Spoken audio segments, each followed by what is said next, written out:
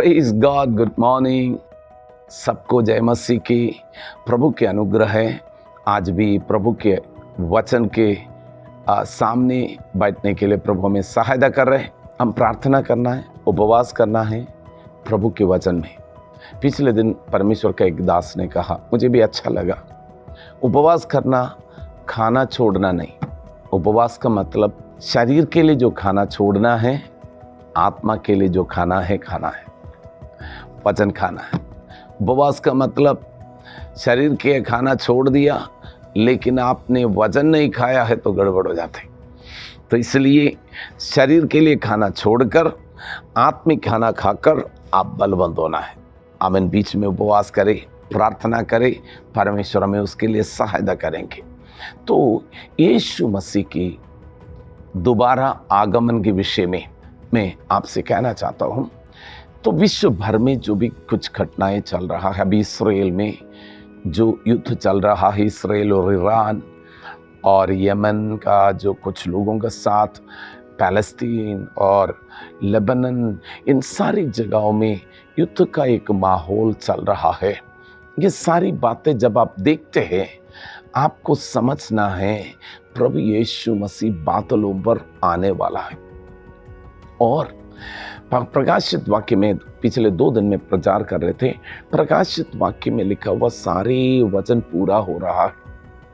अब कभी भी प्रभु यीशु मसीह बादलों पर आ सकते हैं। उसके लिए कलीसिया तैयार होना है।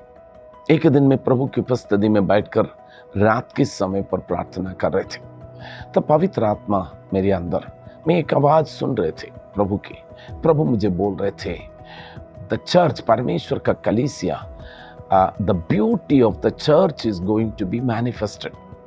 परमेश्वर के कलीसिया की सुंदरता प्रकट होने जा रही। प्रियो, मैं आपसे कहना चाहता हूं, परमेश्वर की कलीसिया सुंदर दिखना है। परमेश्वर की कलीसिया बिना झुर्री और बिना धाग, निष्कलंक बनना है, क्योंकि जो दूल्हा आने वाला है वो सुंदर है, वो निष्कलंक है, वो बिना झुर्री और बिना धाग का है। उसकी कलीसिया भी ऐसा होना बहुत ज़रूरी है। इसलिए अलग अलग जगहों में अलग अलग परिस्थितियां दिखते हैं। हमें मसीह लोगों का जीवन में सताव होते हैं, प्रतिकूल परिस्थिति होते हैं। मैं विश्वास करता हूँ परमेश्वर हमारी भलाई के अलावा कुछ और करते नहीं है। हम अपने जीवन के अंदर देखना है, मुझे और पवित्र होना है। और कुछ लोग अपने विश्वास को छोड़कर पीछे हो जाते, लेकिन परमेश्वर वो नहीं चाहते हम विश्वास में और मजबूत हो जाएं, अपने जीवन के संसार की मलिनता से दूर होकर पवित्र लोग और पवित्र हो जाएं। परमेश्वर की महिमा से महिमा की ओर बढ़े, परमेश्वर की आशीष से आशीष की ओर बढ़े, प्रभु का सेवकाई, प्रभु का कार्य करने के लिए उत्साही बने। संसार हमारी अनुकूल नहीं है, संसार हमारा विरोध में है।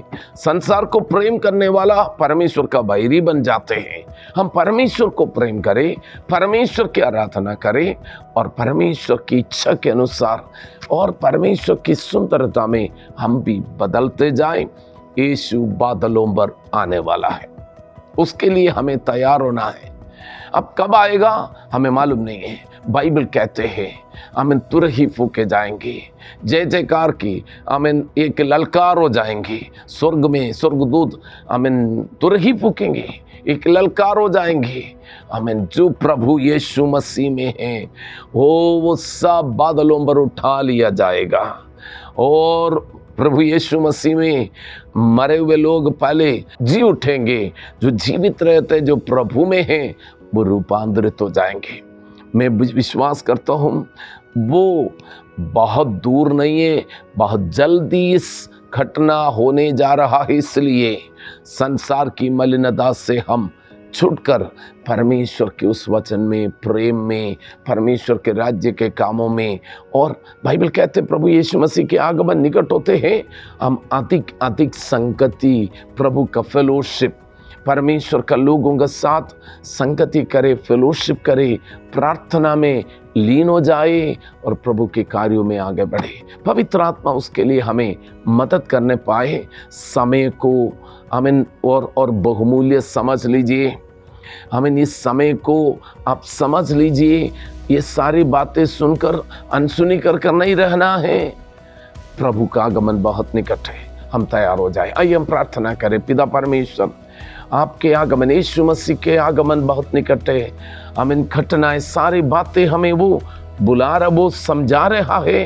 प्रभु, हम में से कोई भी अनसुनी कर ना रहे। प्रभु की आवाज़ सुने। प्रभु, लोग जो नाश की ओर बढ़ रहे उन्हें बचाने के काम करे, और हम भी खुद अपने आप को शुद्ध करके, पवित्र करके, और हम इन संसार की सारी मलिनताओं से छूटकर खरा और निष्कलंक और निर्मल बनकर प्रभु यीशु मसीह आपके आगमन के लिए तैयार होने पाए। पवित्र आत्मा हमारी अगुवाई करे। पिता परमेश्वर, यीशु मसीह के आगमन के लिए और इस धरती तैयार होने पाए। लाखों करोड़ों आबादी नाश से बचाने के लिए हमें सामर्थ्य दे। पवित्र आत्मा हमारी अगुवाई करे, और हम भी अपने जीवन में और अधिक पवित्रताई में, परमेश्वर की महिमा में, प्रेम में, परमेश्वर के राज्य के काम में उत्साही होकर आगे बढ़ने के लिए मदद करे। ब्लेस करता हूं सबका जीवन में, आप आशीषित रखें यीशु का नाम में। आमीन, आमीन। God bless you.